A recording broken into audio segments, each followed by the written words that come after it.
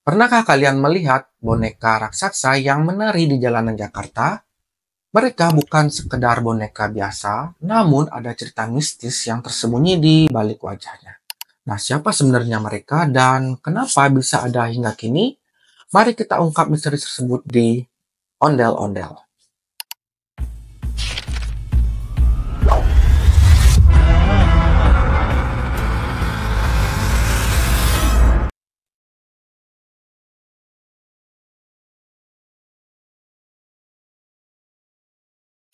Ondel-ondel adalah bentuk pertunjukan seni khas Betawi yang sering ditampilkan dalam pesta rakyat. Nah, ondel-ondel berupa boneka besar dengan tinggi sekitar 2,5 meter dengan garis tengah sekitar 80 cm. Dibuat dari anyaman bambu yang disiapkan begitu rupa sehingga mudah dipikul dari dalamnya.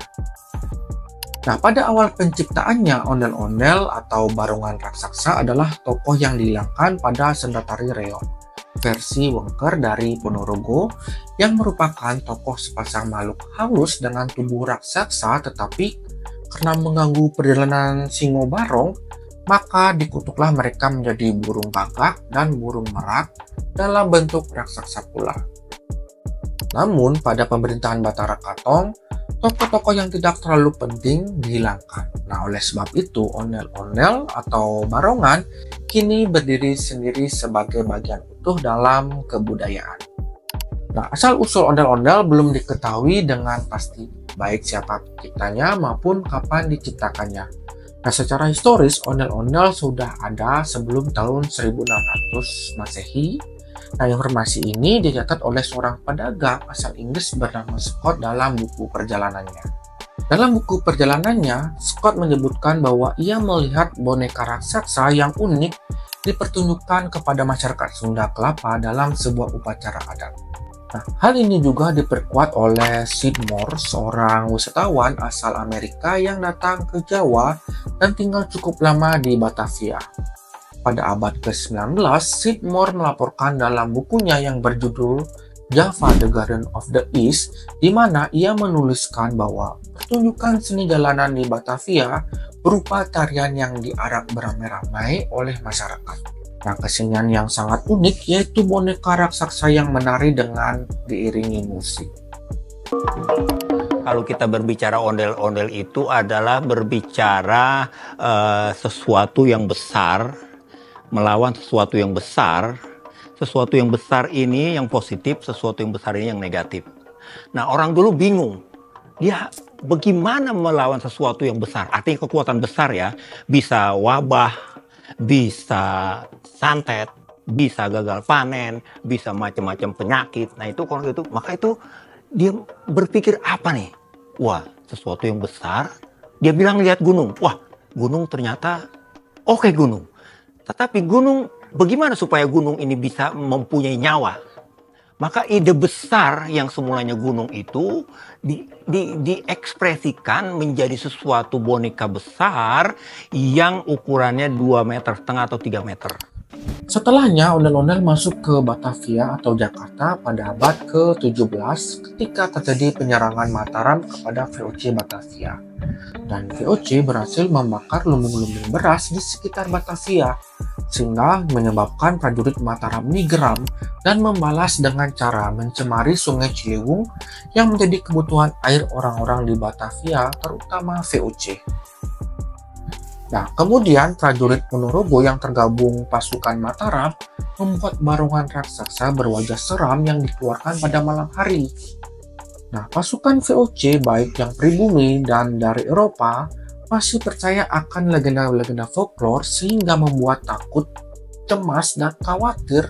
Dan oleh kecemasan itu terjadilah wabah penyakit massal di Batavia yang menyebabkan pasukan VOC dan gubernur VOC pada zaman dulu yaitu Jan Peterson Kohn meninggal akibat terkena wabah dan kecemasan. Sejak itu, ondel-ondel turut digunakan warga Batavia, terutama Betawi, sebagai pengusir berbagai hal keburukan yang diawali dengan upacara ritual. Namun, jika ditarik garis mundur yang lebih panjang, ondel-ondel pada zaman dahulu digunakan sebagai penolak bala dan penjaga kampung. Cerita itu bermula ketika di sebuah kampung bernama Sundapura yang terletak di tepi Sungai Citarum terdapat wabah penyakit misterius melanda.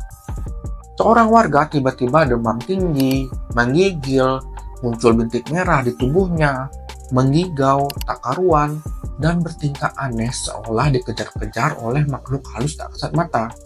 Dan keesokan harinya, semakin banyak warga yang mengalami gejala serupa, sehingga akhirnya seluruh kampung pun terjangkit wabah penyakit tersebut. Pada masa itu belum ada dokter, hanya ada dukun di kampung tersebut.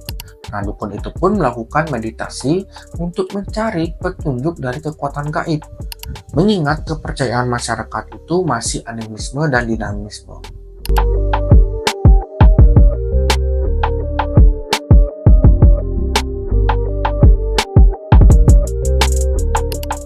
Dalam meditasinya, sang dukun mendapatkan wahyu.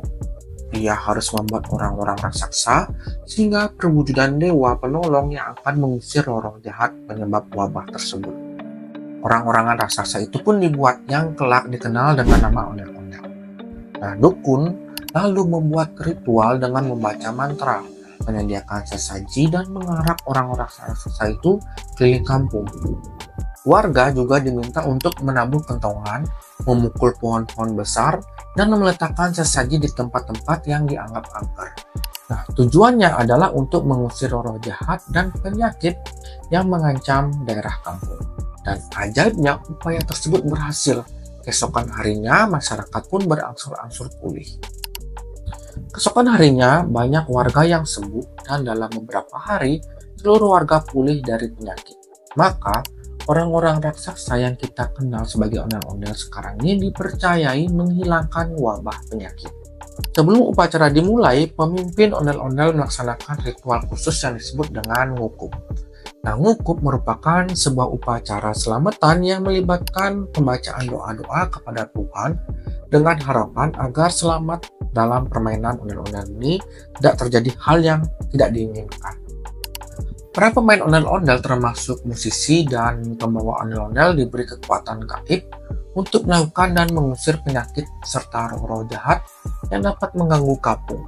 Nah, perlengkapan ngukub ini meliputi kembang 7 rupa, lisong, kopi, teh, berbagai jenis kue, ada menyan, bubur merah, ada berupa dupa yang dipersiapkan serta isinya. Nah, dalam prosesnya tidak hanya ondel-ondel saja yang diarak keliling kampung. Terdapat beberapa tarian, nyanyian, ataupun wayang. Nah, pada perkembangan selanjutnya, setelah masyarakat bertambah banyak dan kaum pendatang dari luar juga ikut berperan dalam adat istiadat, acara sedekah bumi dimeriahkan oleh berbagai macam kesenian yang berkembang di kalangan masyarakat Betawi, dan salah satunya ya ondel-ondel ini. Namun, seiring berjalannya waktu, percayaan tersebut mulai menghilang ketika Ali Sadikin menjabat sebagai Gubernur DKI Jakarta pada tahun 1966 hingga 1977. Beliau mengubah fungsi ondel-ondel menjadi pertunjukan seni yang digunakan dalam perayaan Betawi, seperti upacara sunatan, pernikahan, dan acara-acara rakyat lainnya. Dalam kesenian ondel-ondel Betawi terdapat filosofi terkait warna yang dapat kita lihat, seperti warna merah pada ondel-ondel laki-laki, ini melambangkan sikap negatif, dan sementara warna putih pada ondel-ondel perempuan melambangkan sifat positif. Nah, filosofi ini mencerminkan bahwa kehidupan manusia terdiri dari dua sifat, ada yang baik dan ada yang buruk. Nah, selain itu, ondel-ondel juga dihiasi dengan ornamen bunga kelapa yang melambangkan pohon kelapa yang subur di daerah pesisir pantai. Pada masa lalu, Jakarta terkenal dengan pelabuhannya, yaitu Pelabuhan Sunda Kelapa, sehingga hiasan bunga kelapa pada ondel-ondel menambahkan filosofi yang berkaitan dengan Jakarta. Nah, ornamen selanjutnya ini adalah mahkota yang dikenakan dalam ondel-ondel Betawi, yang mencerminkan kejayaan kerajaan pada masa lalu di Jakarta. Nah, selain itu, pakaian yang digunakan dalam kesenian ondel-ondel Betawi juga memiliki makna filosofis.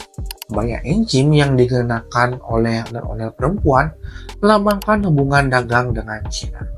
Nah, karena pada masa itu, kebaya encim merupakan pakaian khas perempuan Sementara itu, pakaian sadaria yang dikenakan oleh ondel laki-laki mencerminkan hubungan dagang dengan bangsa Arab dan juga merupakan pakaian tradisional masyarakat Betawi. Nah, gimana? Sekarang sudah tahu kan ondel-ondel itu seperti apa? Dan jangan lupa share video ini agar lebih banyak orang yang tahu tentang kebudayaan ondel-ondel ini ya teman-teman. Dan yang terpenting, like dan komen serta subscribe channel ini. Saya Hendro Art, thank you dan bye-bye.